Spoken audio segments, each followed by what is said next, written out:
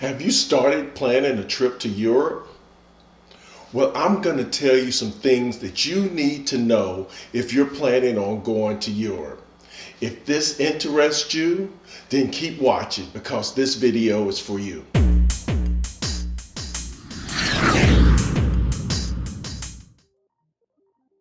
Hey fellow travelers, this is Norman Payne from Up and Away. Thank you for stopping into my channel and welcome back. Planning a trip to Europe is exciting. From the historic ruins in Rome to the canals of Venice to the vibrant streets of Barcelona. So much to do in Europe and so many places to see. But planning the trip is something that takes a little time and a lot of thought to it. And I'm going to help you to get through that thought process so that you have an exciting trip when you go to Europe. It is essential that you have a thought out process and make some preparation so that you have a smooth and uneventful trip. The first step before you even go is to do some research. Do some research on the destinations and the cities that you want to go and visit in Europe. Get familiar with the landmarks, the places you want to go, the traditions and the customs, because that is important when you're going to another country. Create an itinerary, just a rough itinerary, the destinations and the cities you want to go visit, the duration of the time that you want to be in each city. This is probably based on what you want to do in each one. So make an itinerary based on those things, and this will help you plan out how much time you're going to need over in Europe itself. Consider the best time to go because weather, tours, and things like that comes into play. You don't want to go over there in the height of tourist season, or do you want to go in the height of tourist season? Or you don't want to go when the weather is going to be dreary, rainy, cold, or maybe that is your thing. But be sure you know what you're getting yourself into. Check the visa requirements because each country may have a different visa requirement. Be sure that your passport is up to date and you have enough time on your passport to visit certain countries. Rule of thumb, have at least 6 months on your passport from departing the country. Not entering, but departing the country. Have at least 6 months. That's a good rule of thumb. Some places will not let you enter their country if you don't have 6 months on the back end of your passport. So be sure you know that. Back to the visas.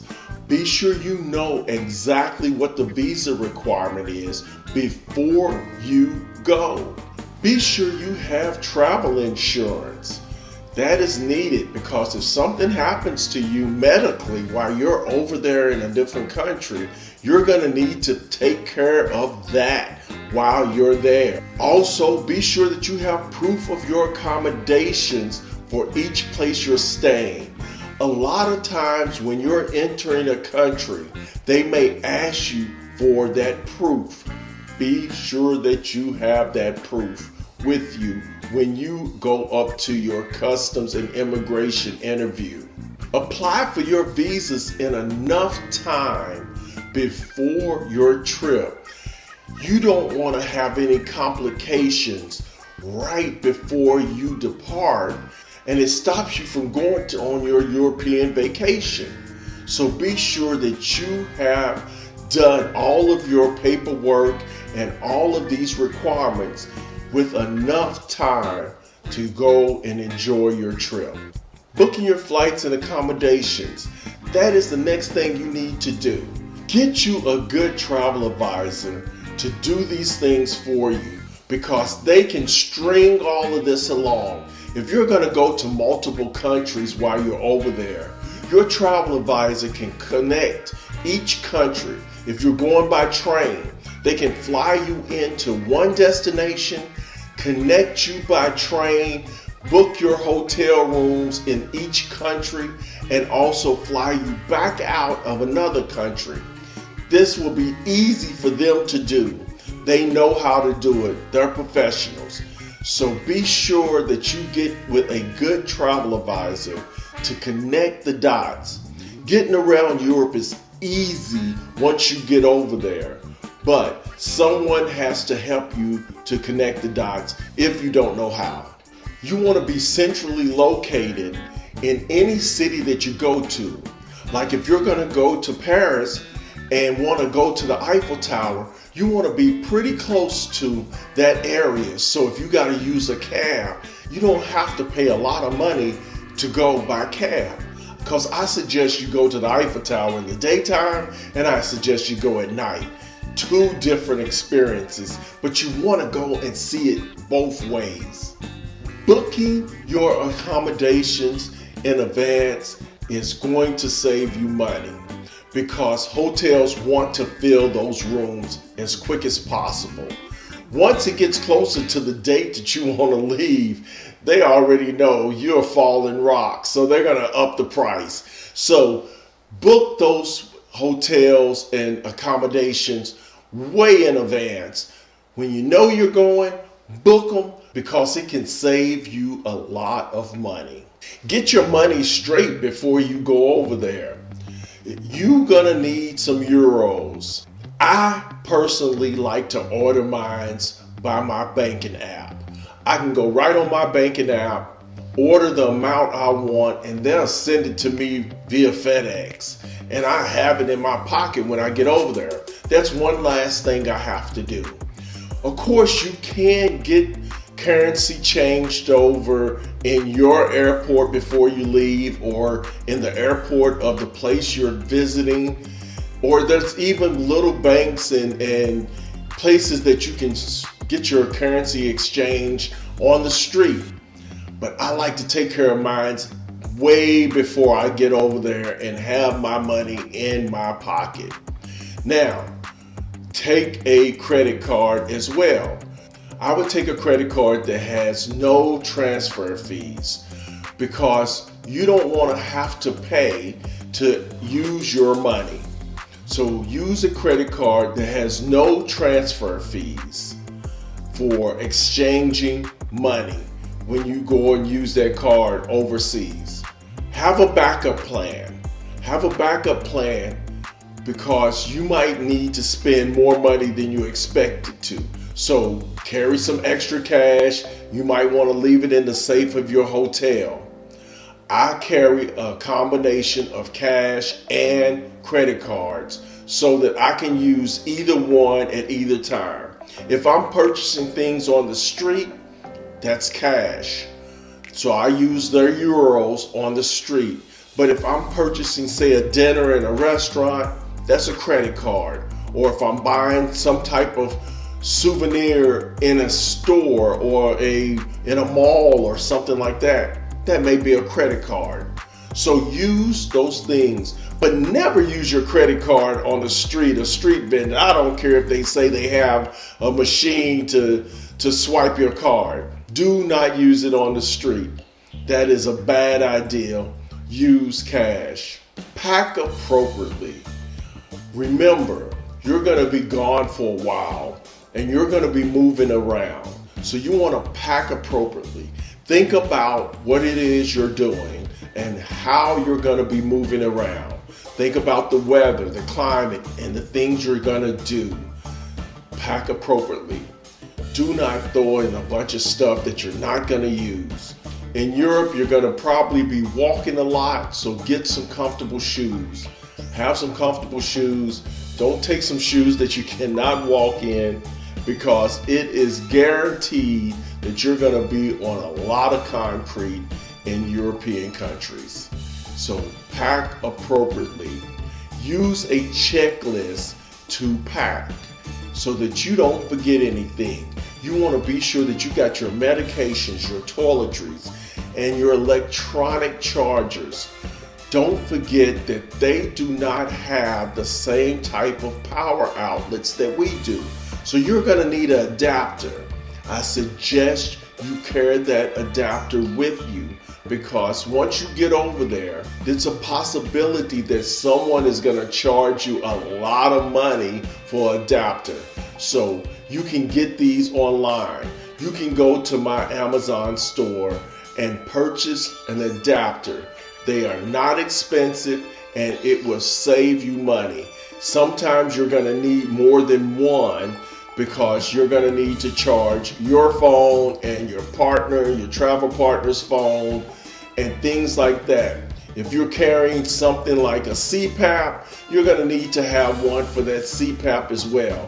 So think it out and be sure you have an adapter for the outlets in your hotel. Don't go over there without adapters. You will regret it. Learn some basic phrases when you go over to Europe. It is great to speak in their language, thanking them in their language, asking for certain things in their language. So learn some basic phrases. There's a lot of different ways to do that. Learn some basic phrases and it'll go a long way in their country. Purchase excursions in advance. Be sure you get those excursions on this side of the water before you get over there, because you get over there, sometimes they're going to cost a little more. There will be concierges at hotels that will sell you things or tell you about things, but research them before you get there.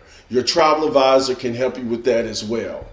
One of the things I like to do is do a hop-on, hop-off bus throughout the city.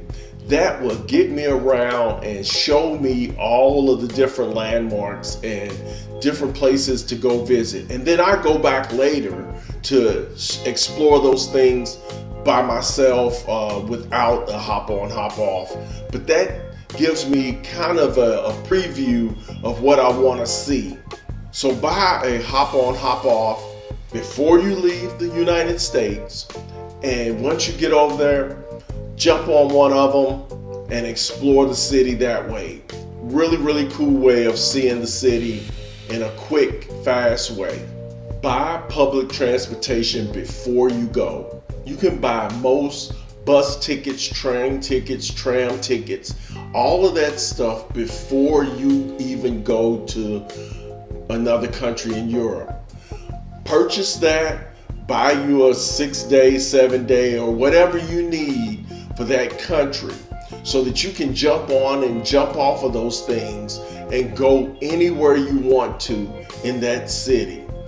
It is a fun way of traveling, and it's also easy and inexpensive to get around and see things on your own terms.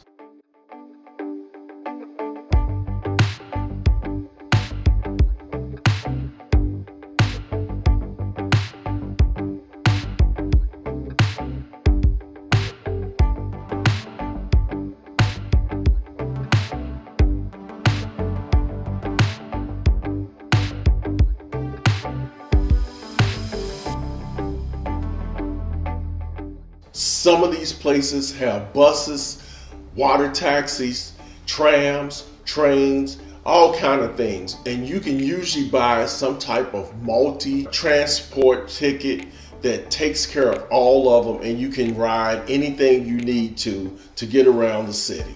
Stay connected while you're over there. That's one big thing, is you want to be on some type of internet service. Now, I use my travel pass with my phone provider, so it's easy for me to use that.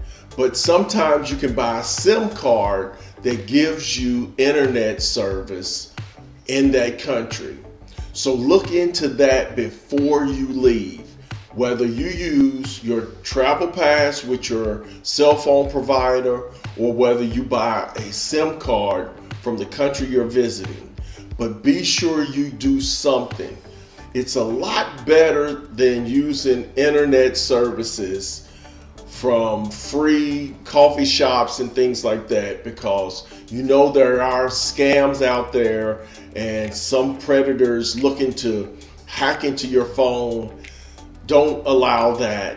use either your service or get a SIM card to protect yourself. Using something in a hotel, I suggest you using that in the hotel, but not out in public. Use a SIM card or your travel pass through your cell phone provider. Preparing for a trip to Europe is part of the experience. It's exciting to start preparing for it, understanding where you're going and looking into the excursions and looking at maps and things like that. It is fun to do that part as well as doing the travel itself. So let's start the preparation of planning and let's get going on a trip to Europe. I'm excited right now just talking about it. That's all I have for you today. Do me a favor and leave me a comment if you're planning on a trip to Europe anytime soon. Let me know the countries that you're going to. Leave it in my comments. Also, subscribe to my channel. Subscribing to my channel helps me grow. So subscribe to my channel. Give me a thumbs up if you feel that this information was helpful to you. Also, hit that notification bell so you'll know the next time I upload another video. Until our paths cross again soon, I'll see you then. Peace. And please like this video, share it, and subscribe to my channel. Also follow me on all my social media. Just hashtag #UpUpUpNorman, where you will find my Facebook page, my Instagram account, my Twitter page, and my TikTok page.